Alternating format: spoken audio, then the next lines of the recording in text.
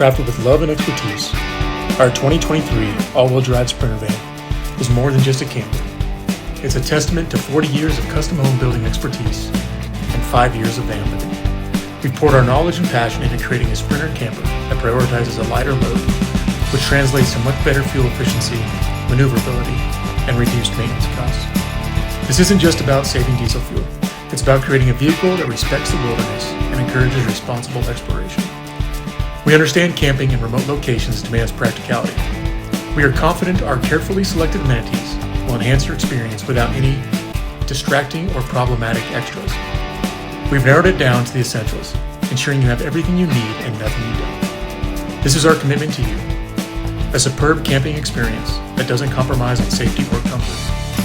The 2023 all-wheel drive Sprinter van, built for adventurers by adventurers.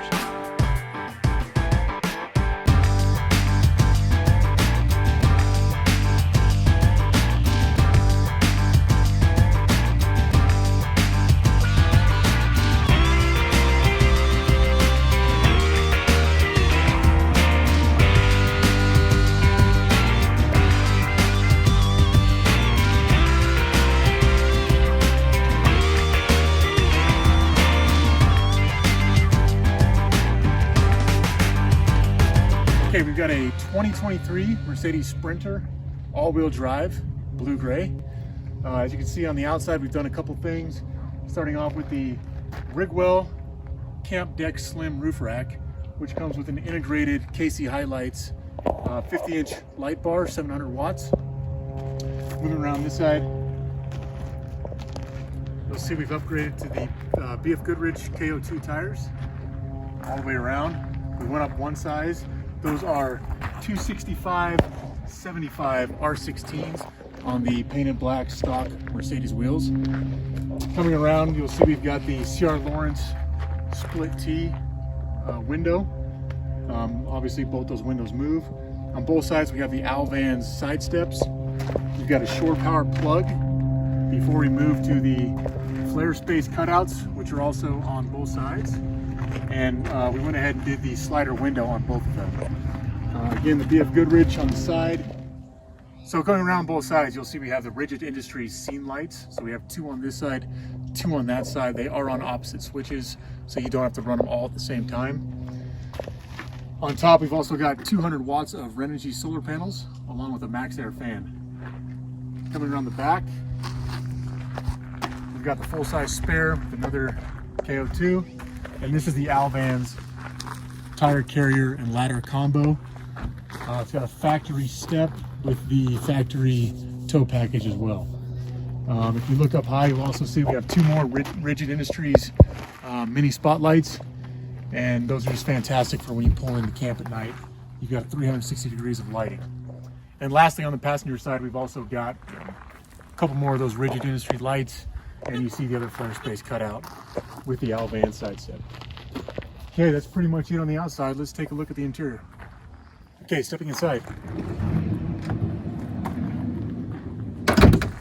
One of the things you notice right away is our galley on this side. We've also got a little drop-down table right here, so you can cook on the outside or set your drinks or have a quick lunch. Just make use of the inside-outside.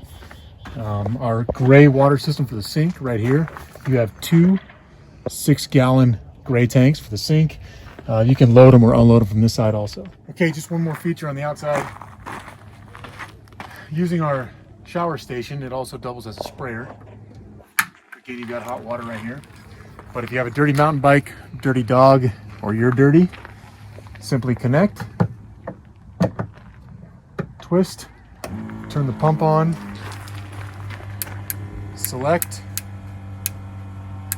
and you're ready to hose things down. Looks pretty good. We also have a nice feature here. We call this our dog light for our furry little friends. If you need to get into the van at night, light switches are on the other side. It's a little bit dark, no big deal. Hit the light switch. You can see what you're doing. You can get in, get to their light switches. Or if you're asleep at night, you don't want to wake up your partner, but you need to get outside the van for a reason to take your furry little friend to the bathroom. Just flip the switch on, You light up here, the other light lights up down there, so you can actually see where you're stepping at night. And we've also got a little cubby right here so you can keep your dog leash, some shoes, wet towel, wipe the dog down, whatever. And that's the purpose of the dog light. Okay, so coming in the van, first thing you notice is our swivel seats. These are aftermarket swivel seats, but they're low profile, which makes them really nice. We've put up here 1, 2, 3, 4 switches so that you have your light bar for the front, scene lights left, right, and then your exterior lights on the rear. The reason we put them here is because when you're pulling into a camp spot at night, you don't want to have to get up, go to the back to find these light switches. So we thought that's a pretty nice feature. The other thing about this spot, you'll notice we have our Lagoon table right here, which can actually work as many different things. But in this position, it can be your work desk. Obviously the height's adjustable. You've got a 110 volt outlet, you've got a 12 volt, and you've got USB-A and USB-C on command right there. Okay. Putting this away, actually we'll leave this out real quick so that you can see what's underneath here. You guessed it, that is our toilet. So we have a Thetford porta potty, easily removes, pop it in and out. It's just a very basic, very easy way to use the bathroom. All right, moving up top, we did go ahead and add a over cab shelf right here, and we bought the wonderful soft goods. You've got every window in the van covered by them, and these things are fantastic. Keep you warm at night and keep the sun out and the heat out in the summertime. Moving over to our cabinet. This is a blue gray Formica. All right, these are just some extra components, shower head, things like that. We went ahead and did dual hinges, and they are actually on a soft close, even though the dual hinges want to pull them down fairly hard. All right, up top we've got 6 LED disc lights in the ceiling, which run off a dimmer switch over here. We can turn those up and down.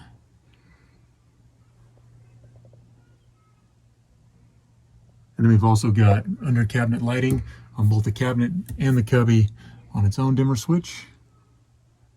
And then we also have our Webasto Airtop 2000 heater, along with our Max Air fan remote, which is a rainproof addition.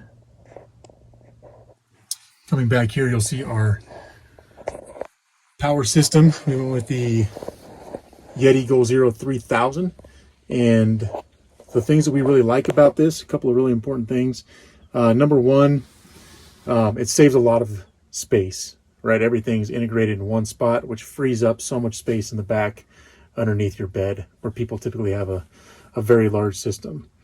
To turn on your 112 appliances, you simply leave your inverter on. You've got outlets, you've got a stove, and you've also got a water heater. So you can just turn on everything or nothing. Beyond that, we have 200 watts of solar up top. We also have the Goal Zero vehicle integration kit, which allows you to fast charge while driving. And we've seen up to about 800 watts while driving, which is fantastic. Fills it up real quick. In terms of that Webasto heater, it's located in the back near the wheel well. And we get from that 2 different outlets for the heat. And these are on a swivel, so this one can come back here to the center of the living space. Or if you're laying on top of the bed, you just spin that baby around and you're getting heat on the bed. The other one is located underneath the bed, and you can aim that wherever you want as well, in case you've got some wetsuits or some cold and wet snowboarding gear that you want to dry off. It's just really nice to heat that whole area back there. Beyond that, we've got 30 gallons of fresh water. Switch right there, so you can see how much water you've got. And we also have a electric water heater that we'll show you in a minute. Quickly, just touching on the Goal Zero unit again, we have the Goal Zero Yeti 3000, And the reason we went with this is because everything is just in a nice tight unit. You got a 2000 watt inverter, which can run everything in here, along with 270 amp hours of power, and it frees up so much space in the back. We do have the vehicle integration kit, which gives you a good fast charge as you're going down the road, up to about 800 watts. The other nice things about this is that, as we all know, batteries, especially lithium batteries, just hate cold weather. So if you want, you can just take this in the wintertime and keep it in your house. If you do have a power outage in the house, you can take this out and power a lot of stuff in your home as well. The other nice thing about the Goal Zero is if something were to go wrong and something were to break, all you got to do is put this in the box, ship it back to them, they'll fix it. You don't have to get in line at a dealership to have somebody fix it. You don't have to get on a wait list, send it back, they'll fix it, they'll send it back to you. Okay, coming back up to the top, we've got these cubbies, again with the Formica on the outside and the blue-gray. All of our cabinets and cubbies are carpeted inside, just to keep your belongings nice and to reduce noise and vibration as you're driving down the road. On the sides of the bed, both sides, we've got the slider vent windows, which are great. Get some really nice cool air in there while you're sleeping, and the vent up top with the max air fan, because just does a good job of sucking that cold air in, keeping you cool.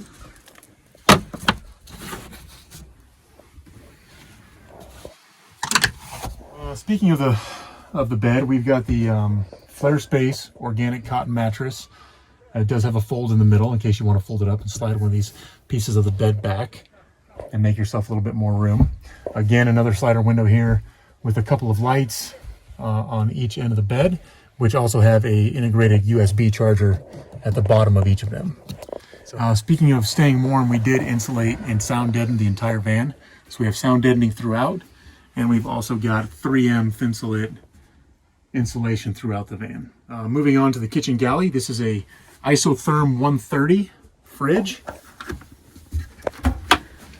Got a lot of fridge space in there, and it even has a little freezer, so you can make ice cubes, and you can keep some ice cream in there.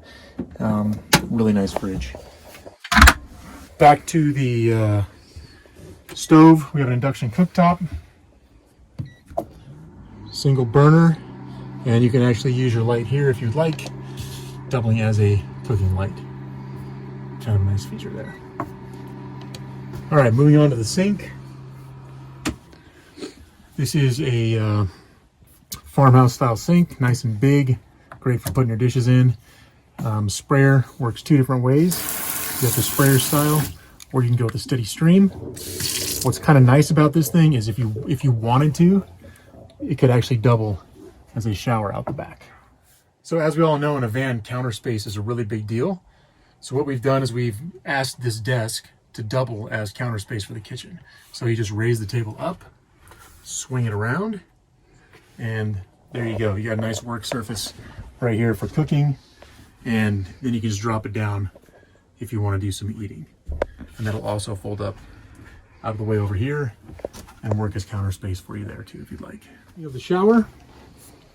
What we have here is our water pump. The shower itself does have its own gray tank underneath the van, and this is just a heater to make sure that your gray tank doesn't freeze in the wintertime.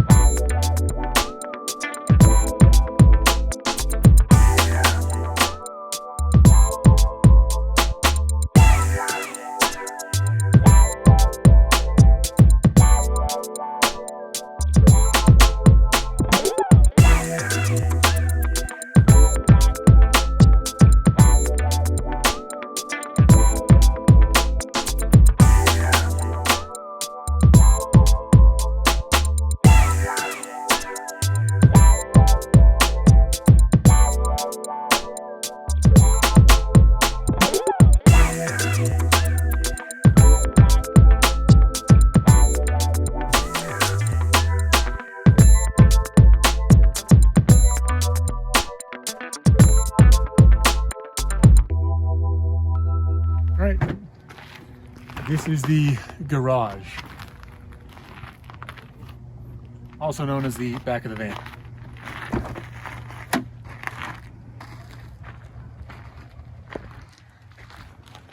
All right, you'll see first thing in the back, we've got some power options again with some GFI protected outlets. You got your 12 volt if you want to run an air pump up your bike tires or your inflatable raft or paddleboard. And you've also got another USB-A, USB-C port. You've got a nice pass-through cubby here, again carpeted, so you can put some longer objects in there. You can fit a couple of smaller snowboards in there if you want. And right now we just have some of our blackout curtains. We also have light here in the back for when you're working. Here's our water fill. Just open that puppy up and twist. And voila, you've got access to 30-gallon tank that leads to the sink and to the shower. In order to keep everything warm, we have a Bosch 4-gallon hot water heater, which works amazing. And of course, there's your tank. And up here is your pump and your accumulator. We did go with the Traffic Master high endurance flooring. This stuff is very rugged, scratch resistant. It is 2 sheets of vinyl, and we just think it looks great. Again, down here, a couple more cubbies, and this is your other outlet for the heater, so that can swivel as well. So if you did have some boots that you wanted to keep warm, you could put them right here. If you had wet clothes, you could hang them from the top and those would dry off, or you can just face it up towards the bottom of the bed and you can heat the bed from below, which is really nice feature. Again, if you're outside loading or unloading at night, we've got the lights up top that'll just light this whole area up for you.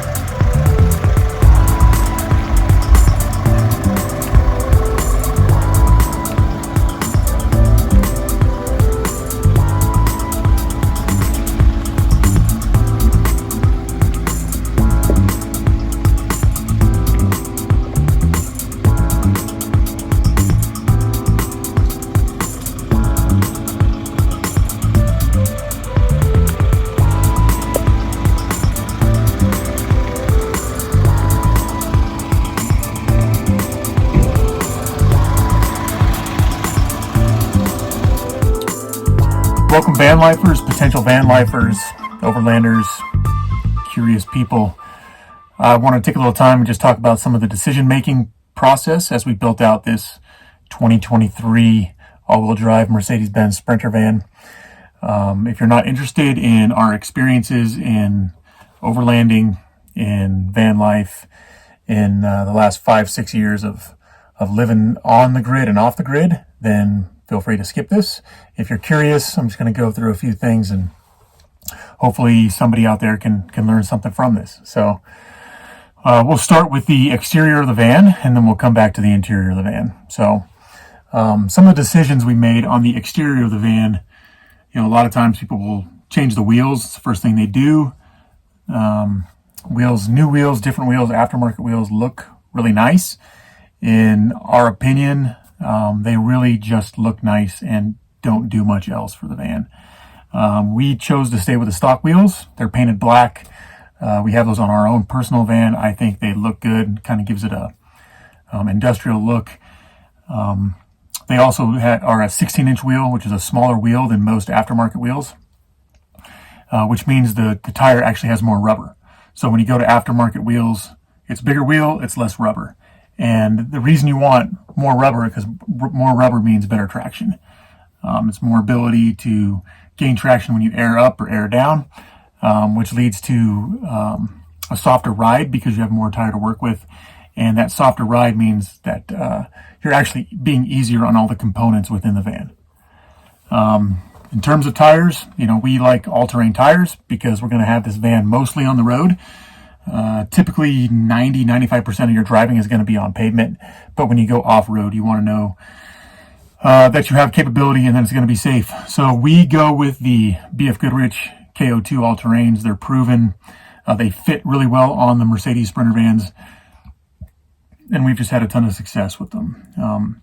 If you're going to spend money, someplace spend it on tires because you just don't want to get stranded. So I also suggest getting a full-size spare. That's what we've done in this van. Otherwise, if you put a different size spare on and drive, it's going to really jack up the computer systems in modern vehicles. Staying on the exterior, we'll talk about lighting.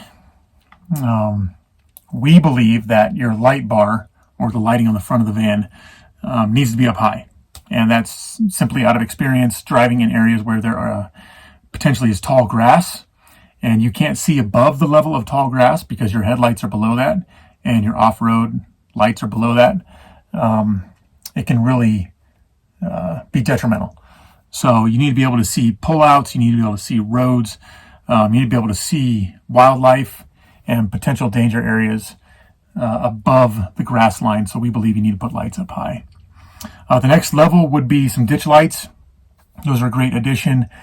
And then if you want, you can add some amber lights, which can be easier on your eyes and be better for driving in dusty or snowy conditions.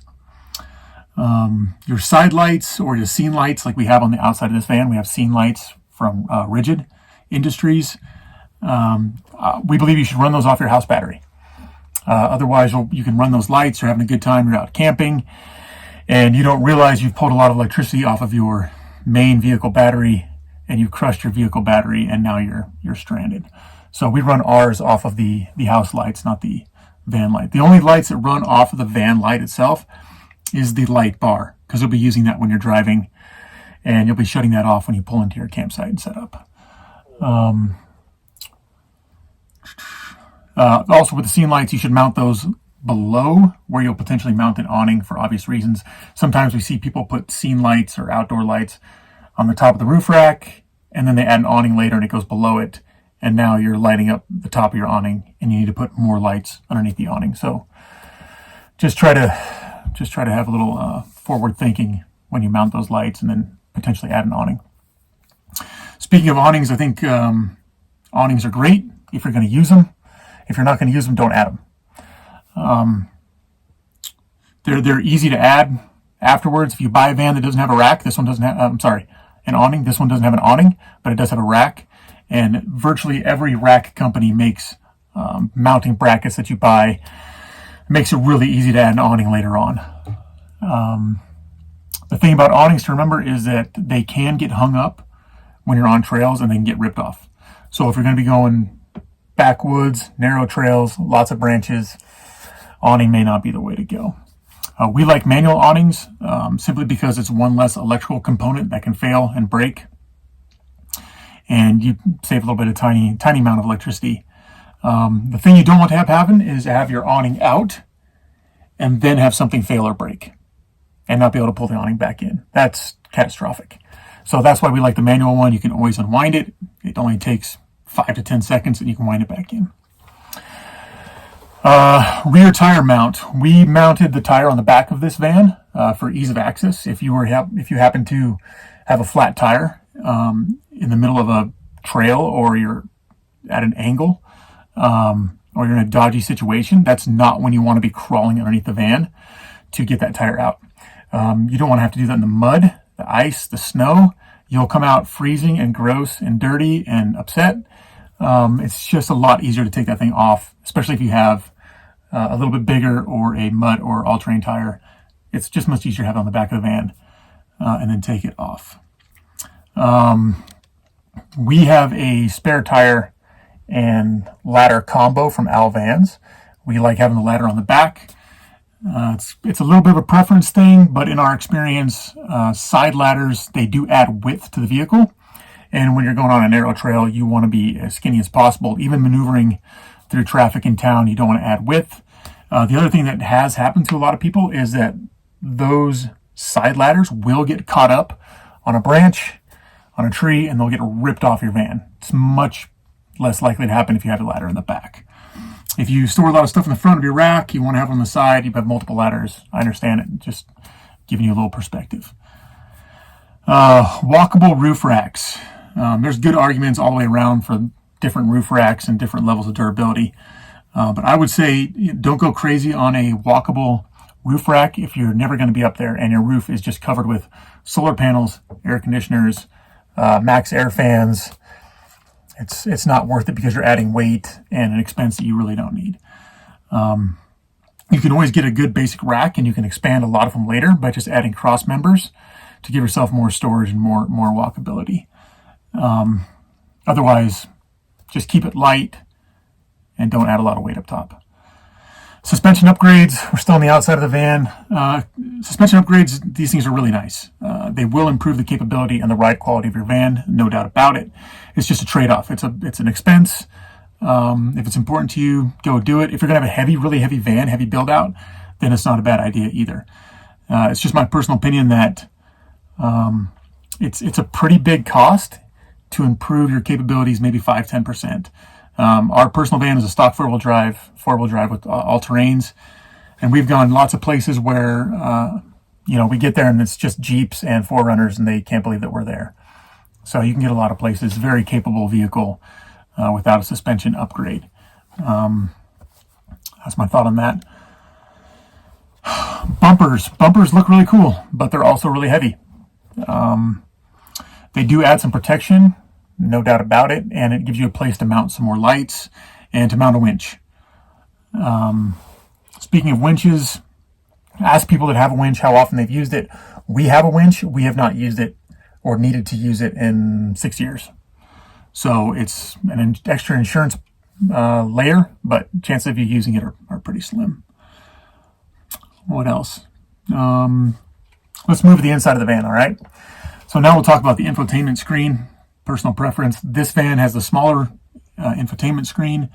Some people, that's a big deal. It's not to me because I tend to just use my tablet and my phone, and they're updated more often, and the installed infotainment systems tend to become obsolete within a couple of years, and they fall behind what your phone is capable of doing anyways.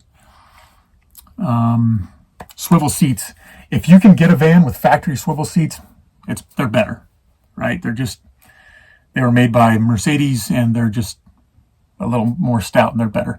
They're hard to find though too. So this van didn't have it. We did add Scopima, hope I say that right, Scopima swivel seats. They're low profile, and the swivel seats that are made today have come a long ways, and they're pretty close. But if you have your choice, try to find a van with the factory swivel seats.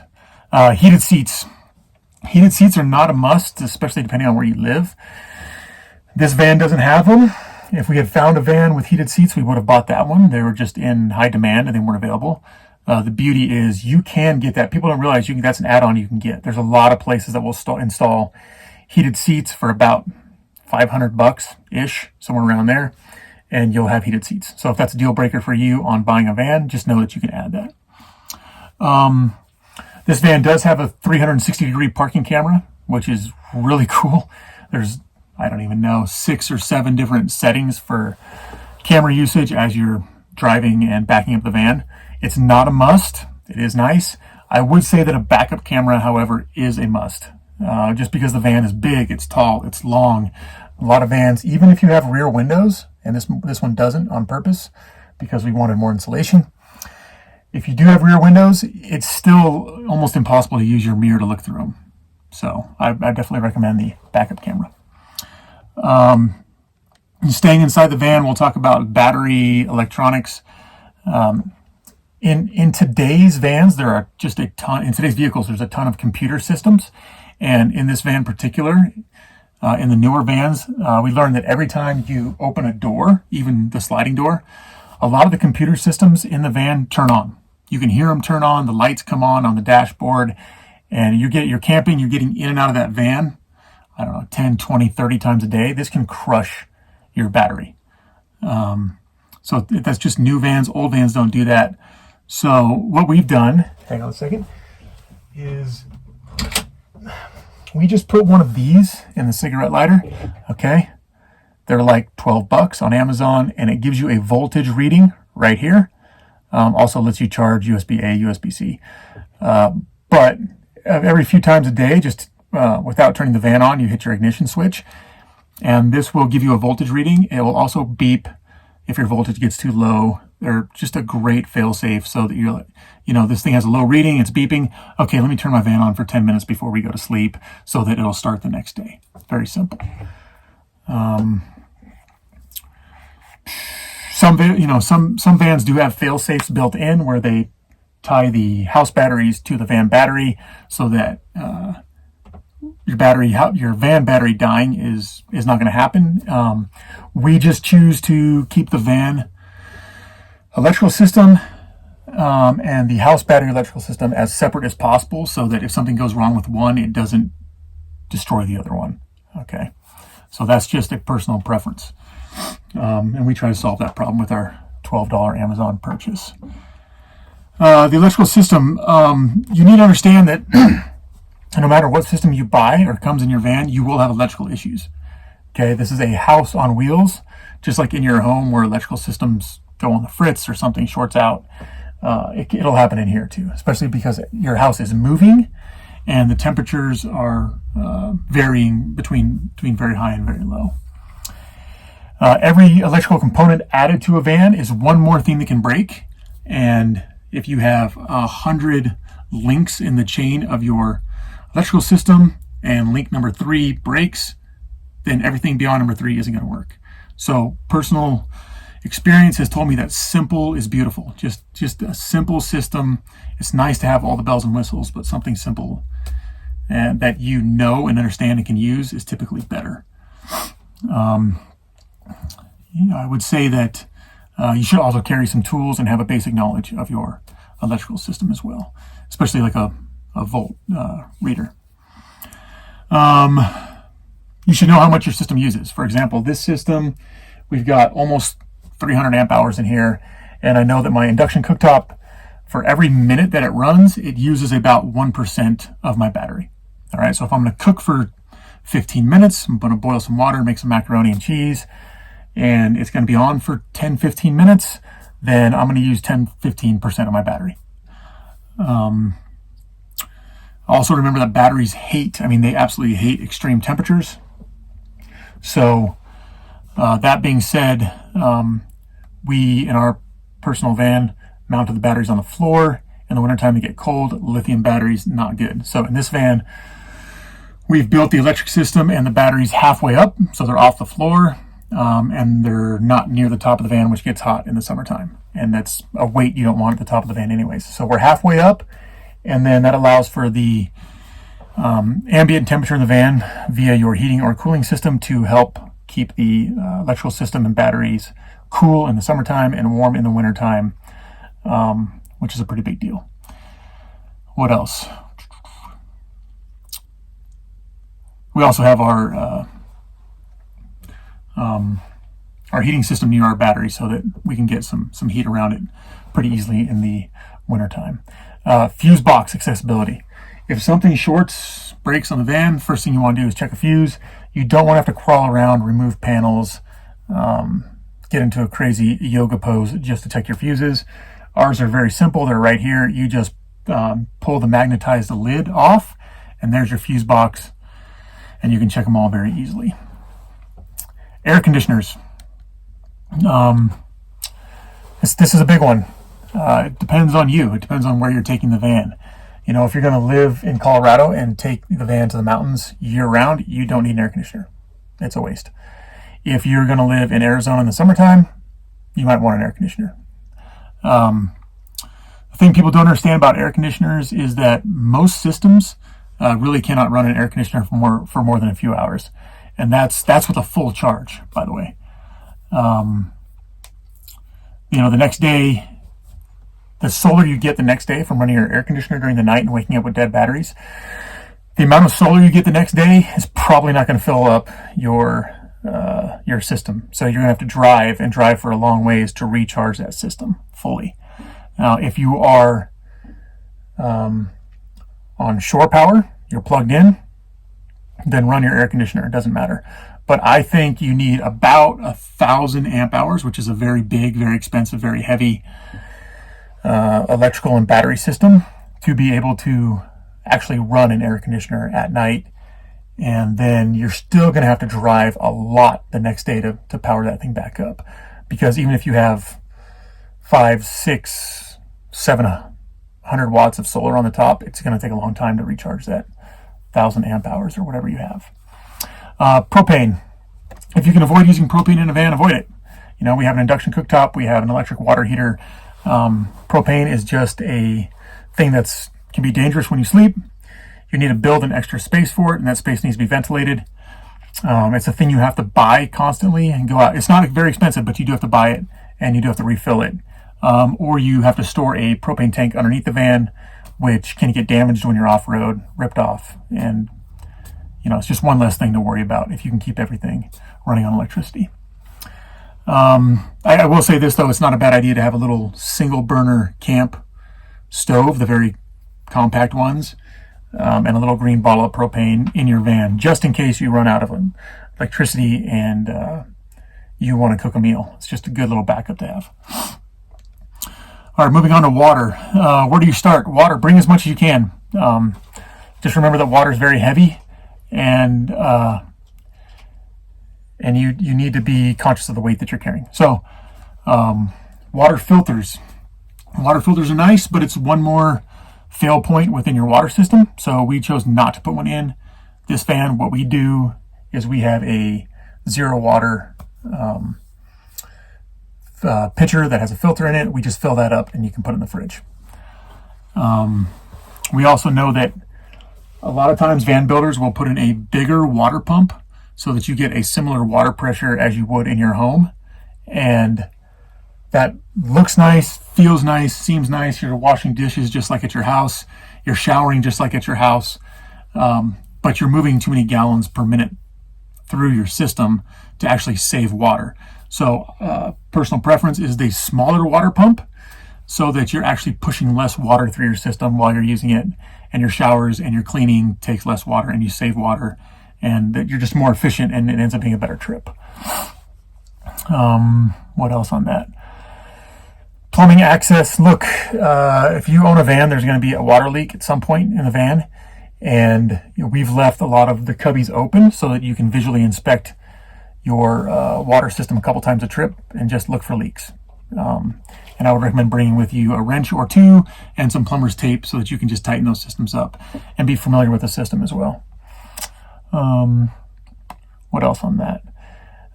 Exterior water tanks can save you space, but interior water tanks are better for four-season camping because you just regulate the temperature better.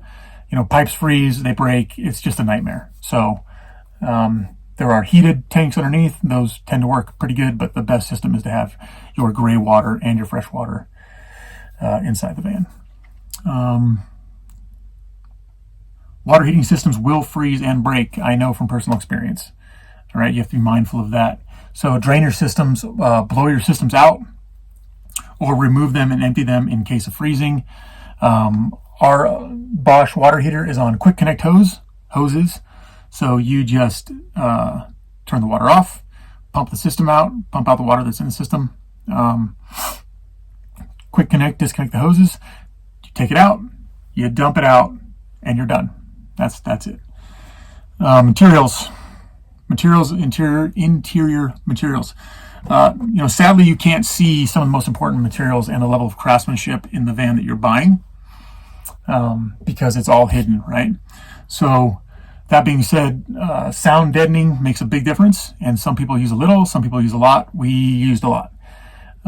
Insulation is also really important, and you don't know unless you see some pictures of the build in the process if they just kind of saved and skimped and threw some in, or if they really went the distance and tried to fill in every nook and cranny, because that makes a really big difference, both in the summertime and in the wintertime.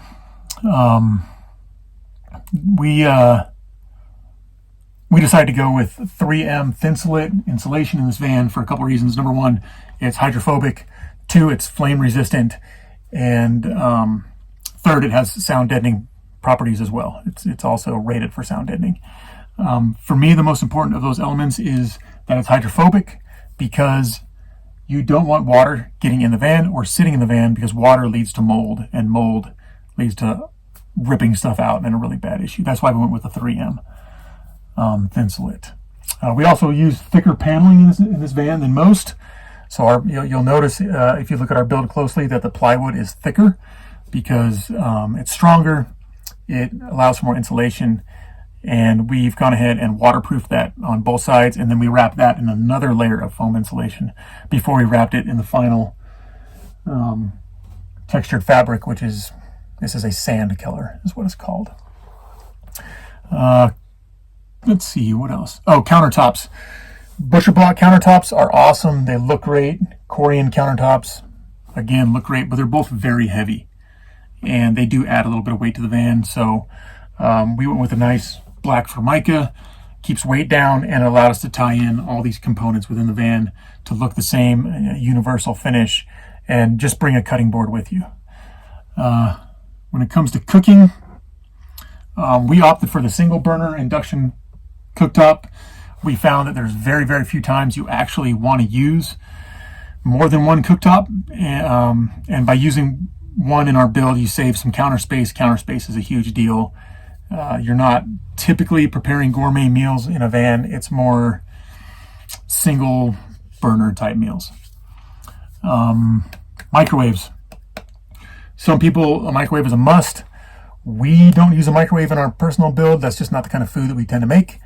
We do have a nice cubby directly underneath our battery Goal Zero unit right here. It's perfect size for a microwave. If you want to put one in, you can put one in there. But microwaves typically mean more frozen meals, and that means you need more freezer space. So just something to think about. One thing we do like to do is we do a crock pot. So we do crock pot cooking.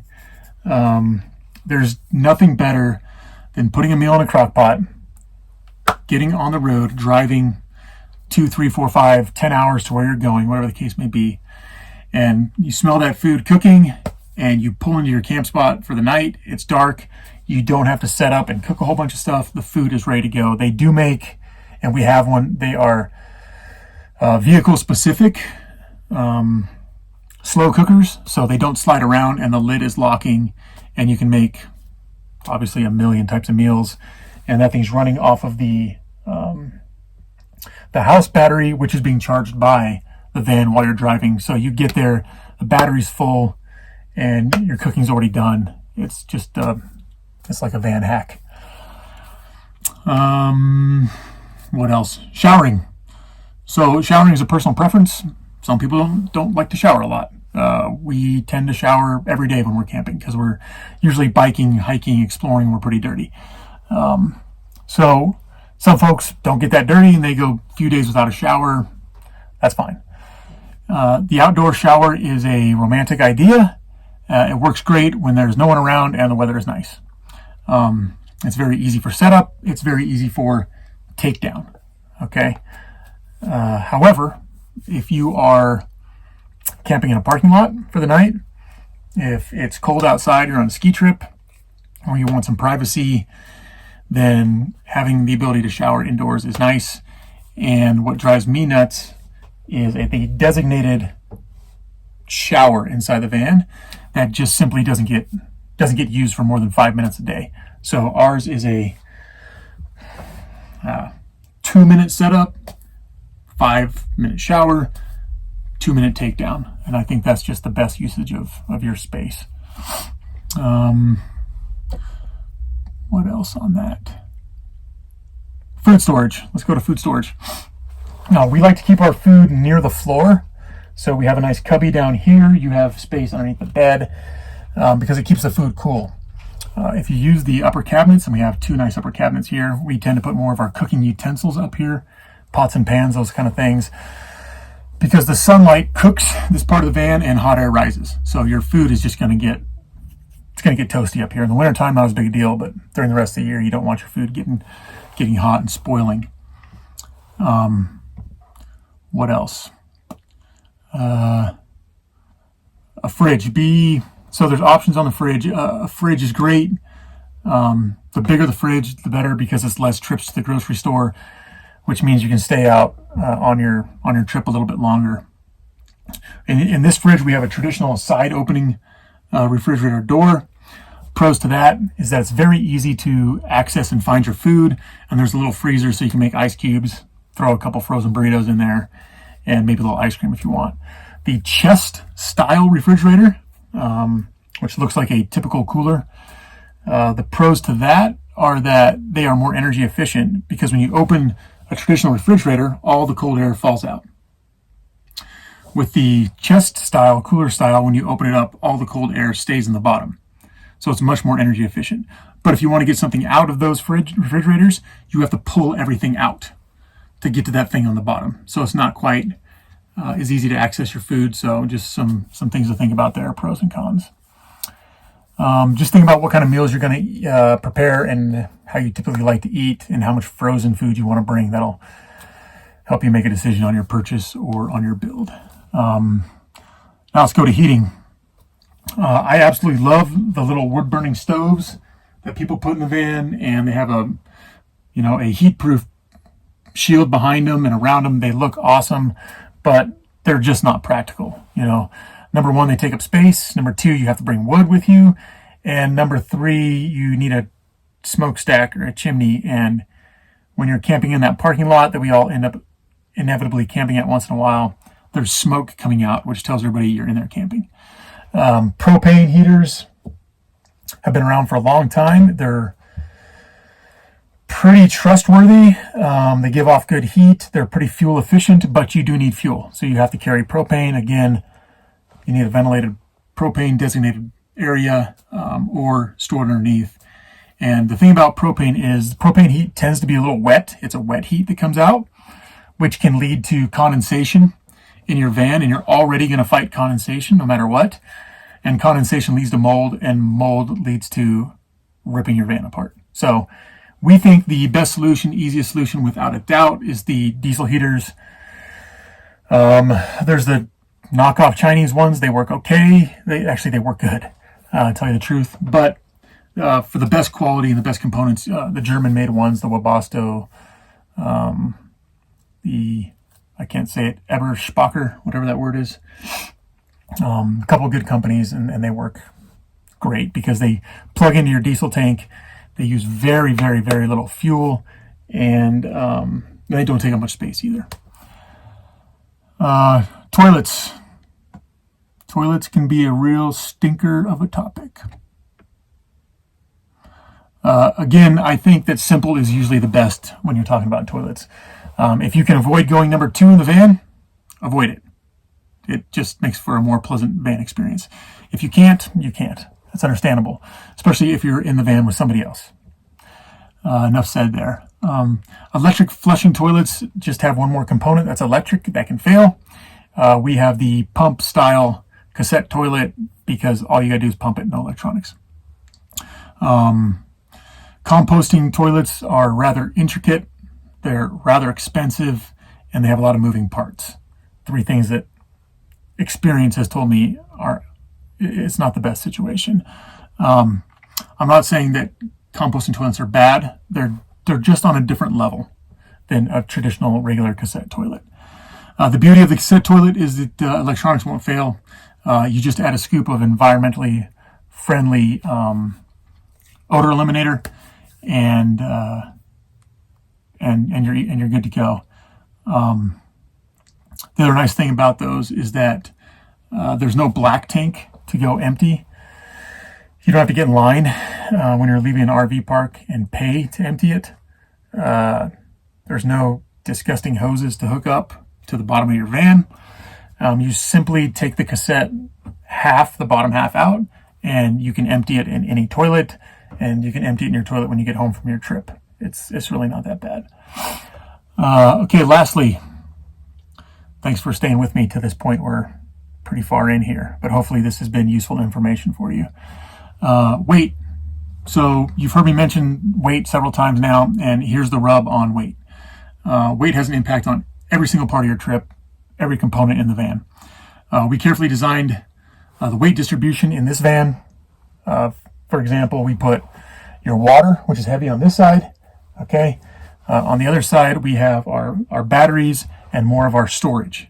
All right. So, and plus typically you have at least one driver who happens to be on this side as well.